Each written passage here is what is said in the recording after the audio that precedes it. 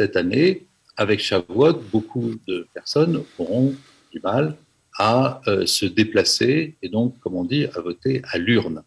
Donc, nous avons mis en place un dispositif de vote par Internet pendant 3 jours.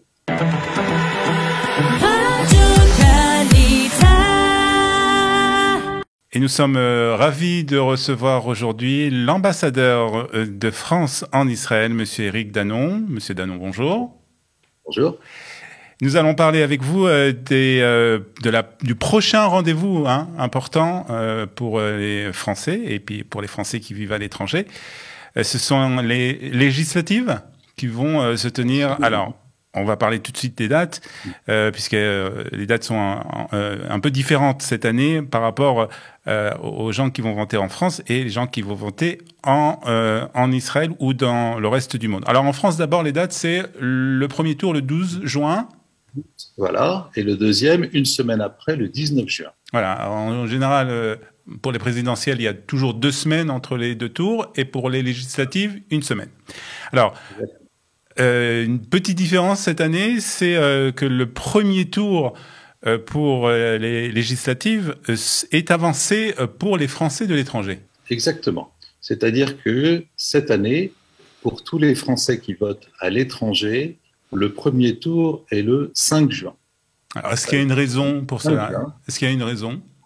Oui, car c'est le temps nécessaire qu'il faut ajouter parce que nous avons dans le monde entier beaucoup de votes par correspondance et beaucoup de votes par procuration. Et donc, il faut un temps plus long pour faire tous les enregistrements nécessaires. D'accord. Donc, il faut bien noter ces dates et pas se tromper par rapport aux dates qui sont annoncées en France. Donc, le 5 juin pour tous les Français de l'étranger et le deuxième tour, le 19 juin, donc pour tout le monde.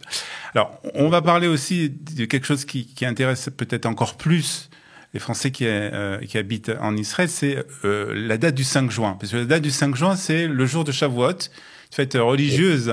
Bon, alors, c'est les hasards du calendrier, on va dire, mais ça pose un petit problème pour les personnes qui sont traditionnelles ou qui respectent les fêtes religieuses et ne pourront pas se rendre dans les bureaux de vote pour voter. Alors, vous avez quand même une solution pour eux.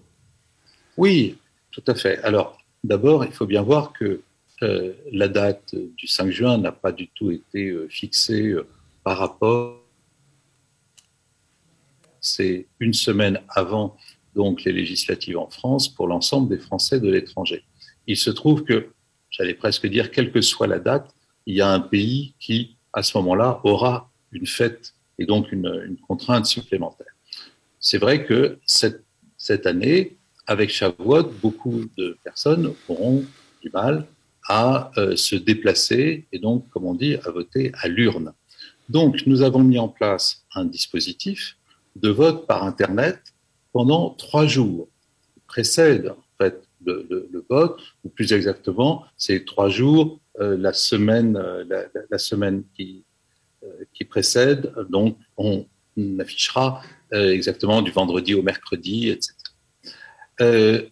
Nous considérons qu'avec ces 3 jours de vote par correspondance, de vote par Internet possible, plus le vote par correspondance, plus le vote par procuration, nous avons là un dispositif qui permet aux gens qui ne se déplacent pas à l'urne de voter quand même, et nous considérons que c'est très important. Voilà, et c'est très important de voter pour les législatives, mais on a quand même une solution pour les personnes qui veulent bien entendu respecter la fête de Shavuot et qui veulent aussi s'exprimer pour ces élections législatives, et donc il y a la possibilité donc d'un vote soit par correspondance, soit par procuration, soit un vote et je voudrais qu'on revienne un peu sur ça, un vote par Internet, sur Internet. Alors, comment faut-il faire pour s'inscrire, justement, pour voter sur Internet?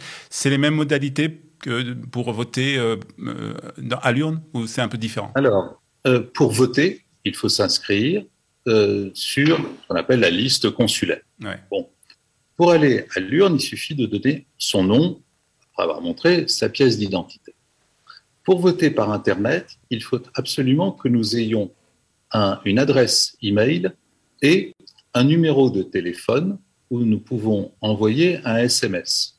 Alors, évidemment, pour voter par Internet, c'est normal qu'il faille une adresse Internet. Bien sûr. Pourquoi? Parce que un SMS, c'est pour envoyer un code de confirmation. Alors, beaucoup connaissent cette procédure lorsqu'ils font des opérations à la banque. Ouais. C'est-à-dire que de plus en plus, on reçoit par SMS un code de confirmation. Là, c'est la même chose. Donc, il faut absolument que nous ayons, pour ceux qui veulent voter par Internet, une adresse mail valide et un code et un numéro de téléphone où on peut recevoir un SMS. Alors, attention, pour nous envoyer cela, il faut le faire avant mardi prochain. Oui.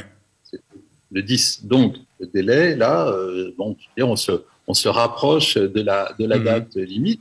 Et pour cela, il suffit d'aller sur le site servicepublic.fr ou bien sur le site du consulat à Tel Aviv. Donc, sur le site du consulat, on rentre dans le site, il y a une rubrique consacrée. Il y a une rubrique pour les élections. D'accord. Et c'est immédiat. Voilà, donc il faut s'inscrire pour et donc puisque les dates pour le vote, je vois que les dates c'est donc du 27 mai au 1er juin. Si je me trompe pas, pour le vote électronique. Et donc, quelques jours avant ces dates-là, on va recevoir donc un mail et une confirmation par SMS. En fait, si on considère le week-end et Shabbat, à la limite, mais ça serait un peu surprenant, mais ça peut arriver. En fait, il y a 5 jours par Internet pour voter avant. Alors, comme il y a Shabbat dedans, on le met pas trop, mais en fait, pour les autres Français à l'étranger ou ceux qui peuvent voter, voilà. En fait, on peut voter pendant 5 jours sur Internet et c'est la semaine précédente. Les dates sont précisées sur le site du consulat général. Mais encore une fois, il faut s'inscrire auparavant pour avoir donc ce mail et cette confirmation par SMS. C'est très important. Quand vous allez sur le site, vous constatez que vous êtes inscrit sur la liste électorale. Et vous pouvez voir tout de suite si vous avez effectivement donné un téléphone et un mail valide. Si ça n'a pas été fait, il faut juste le rajouter. D'accord. Très bien. Donc, c'est pas très compliqué, hein. C'est juste rentrer sur le site, prendre le temps de faire toutes les inscriptions nécessaires pour pouvoir voter. Alors, bien entendu, le vote, on va dire, traditionnel va avoir lieu aussi, hein, bien sûr, en Israël. Combien de bureaux de vote en Israël? Alors, pour les législatives, nous avons 6 bureaux de vote, donc les 3 de Tel Aviv, celui de Haïfa, celui de Netanya et celui de Eilat. Alors là, attention, les adresses des bureaux de vote ne sont pas forcément les mêmes que pour les présidentielles. Je m'explique. Pour les bureaux de Tel Aviv, c'est la même chose qu'à la présidentielle. C'est le bâtiment de la Viso où les gens ont pu venir voter. Pour le bureau à Netanya, c'est pas au centre de la Viso. Nous avions utilisé pour la présidentielle, c'est à l'hôtel Blue Weiss. Okay. Pour le bureau de Haïfa, c'est au consulat général à Haïfa. Et puis pour le bureau de Eilat, c'est toujours au campus universitaire Ben Gurion. Les horaires que monsieur l'ambassadeur pour voter? C'est 8h, 18h cette fois-ci. 8h, 18h, donc il faut faire attention d'arriver à temps. D'une manière générale, comment l'ambassade et les consulats se préparent à ce rendez-vous après les présidentielles, qui était donc déjà une opération assez compliquée, puisque il y avait il y avait pas mal de bureaux de vote, hein, si je me rappelle bien. Oui. Comment l'ambassade et les consulats plus exactement se préparent? C'est une mobilisation générale parce que l'organisation des présidentielles s'est bien passée. Je crois que les gens étaient contents de la manière dont le vote avait été organisé.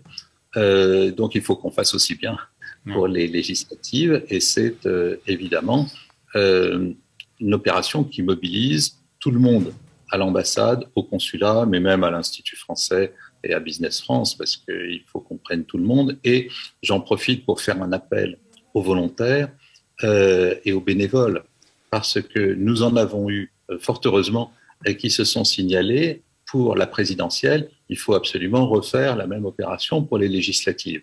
Et ces bénévoles, il suffit qu'ils se signalent au consulat, Là aussi, c'est très facile.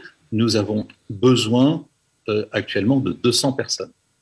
Parce qu'il faut 4 personnes par bureau de vote, il y a beaucoup d'opérations, faire l'accueil du public, etc. Donc voilà, on a besoin de 200 bénévoles supplémentaires par rapport au personnel de l'ambassade. C'est beaucoup.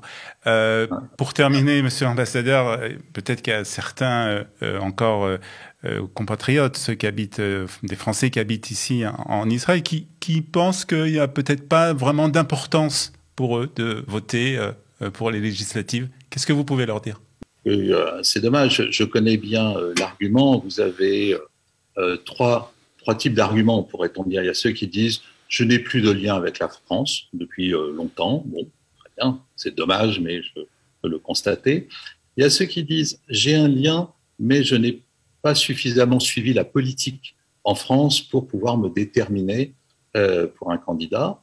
Et puis, le troisième argument, c'est « j'ai suivi la politique en France, mais je ne me sens pas légitime à voter pour un gouvernement d'un pays dans lequel je n'habite plus depuis longtemps. » Bien, je dis à tout le monde, c'est dommage et c'est bien de venir quand même. C'est un moment important pour pouvoir renouer avec la France et penser que toutes les voix comptent. Nous vivons dans un monde très compliqué, très perturbé en ce moment, et l'expression démocratique du vote est plus que jamais importante dans la vie civile et politique. Et donc, j'invite absolument tous les Français et les Franco-Israéliens, et même ceux qui n'avaient pas envie de voter, à venir le plus possible. Le 5 et le 19 juin, donc, pour le premier et second tour, et la possibilité, bien entendu, très importante, de pouvoir voter par Internet cette année pour ces législatives. En tout cas, merci beaucoup, monsieur l'ambassadeur, d'avoir été avec nous ce matin sur Studio Kelita. Merci à vous.